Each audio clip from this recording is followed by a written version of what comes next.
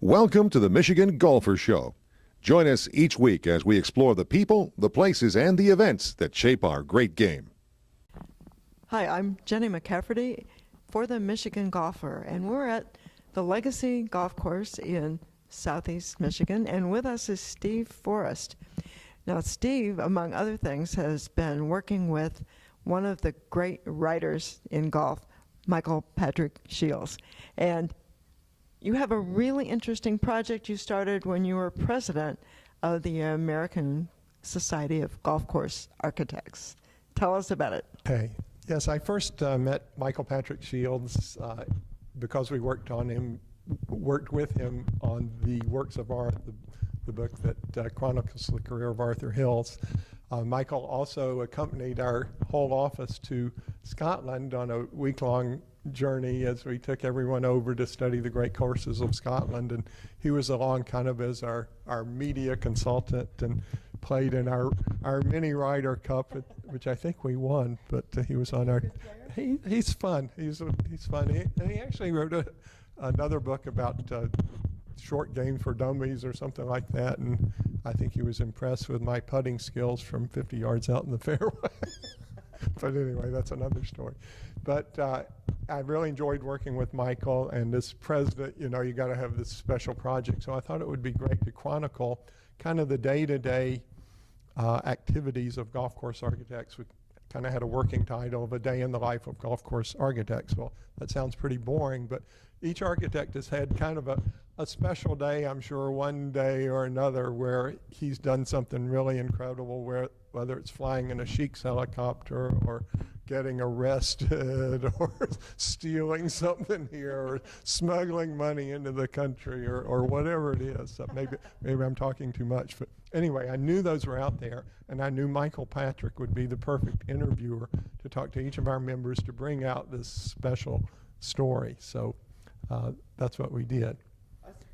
And the final title of the book is? It was, yes, publishers know all, so they went from A Day in the Life of a Golf Course Architect to Secrets of the Great Golf Course Architects. So Steve, what's your secret? Well, my favorite story, or the one that I chose to tell, it was called Hungarian Goose Chase, where I had an extra day as we were touring Europe, and I was supposed to stop in and see this guy with a new site in Hungary. So I flew into Budapest, and guy was supposed to meet me at the airport. That didn't work out as well. He's kind of hiding over in the corner. And then I knew I needed to get a train ticket to go on to the next stop, I think near Vienna. And so he took me there, and he wasn't paying anything for us there. I thought he'd at least buy my plane ticket. He didn't, or train ticket, didn't do that. We go out to this site up this mountain, and he pulls up over this obviously pile of dirt that was to block this road. It had been raining. So we go over it, and he goes, "Oh no, we're stuck. And this isn't the right site." So here, let's go down and I'll show you the site. So as we're getting our boots on, and all these 4 or 5 kids walk by, and it was not a good feeling. So we get down the hill, and he says, I don't feel right about our car. I'm going to walk back. By the time he had gone back, he goes, "Oh, Mr. Forrest," he calls me on a cell phone. "They have broken into our car and stolen all of your stuff." Oh, great. So long story short, we have the police come. I say, "Can you at least help me out here?" "No, it's my birthday and my girlfriend is coming and I have to go. I'll drop you downtown, any hotel you want." So anyway, we're down. I sent a call or an email back to the Toledo office, and while we're in the hotel, I'm checking in, get a call from our secretary, and she says, "Steve, we got a call from this guy in Hungary, and he says he's got your passport here." And great. So we drive back out, get the the driver from the hotel takes me out, the guy abandons me, and ultimately I get my passport back, get on the later train, and cruise into the next stop. And so it was an amazing day. That's not the first time I've lost my passport. I've actually lost it twice and gotten it back in the same day. So pretty amazing stuff. Well, that's going to be a hard story to top, but maybe Shawn can equal it.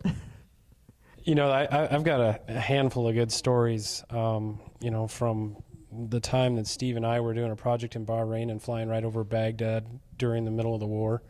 That one registers in the memory, but I think the one that will forever sit with me is I want to say maybe 6 months into the job, just starting with the firm, and I remember traveling to Washington, D.C. with Arthur, and we were driving back to the airport from north of downtown, and we were on the Beltway, and the way the Beltway works right there to head to Dulles, there's kind of a double exit. You take one exit, and then from there it splits and goes to a side street, or it continues on to Dulles. And I happened to be driving that particular day, and I remember driving and coming up on that exit, not quite understanding what was going on. It was one of the first times I'd ever been to D.C. I was nervous having Arthur in the car with me, who has his times when he can be a little impatient. And I missed the exit. And by the time I realized I missed the exit, I'm about 250 yards past the exit. And Art's, you know, we're probably 2 hours from our flight, but Art's, you know, in his little bit of impatience decides that, no, we need to stop now.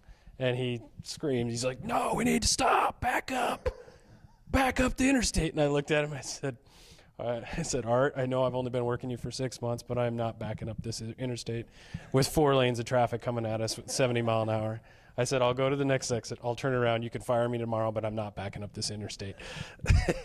Lo and behold, we made the flight on time. But nonetheless, it's something that I'll forever remember. You know, Art's a great guy, but every once in a while he'd put a little nervous tick in you. So We've talked about the Moors. I got to tell a Moors story. Again, this was early on my first summer as an intern, and the Moors was opening then, I think, like July of '78 or something. I was just brand new.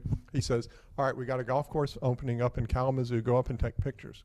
Okay, so I'm driving along and get there. Chichi Rodriguez was doing a clinic that day, and he played in an exhibition 9 holes. So I thought, oh, Chichi Rodriguez. So I took pictures of Chichi in every shot, and I get back and, Art, here are the pictures I took. And he goes, God, why did you take pictures of the golf course? I don't need pictures of Chichi Rodriguez.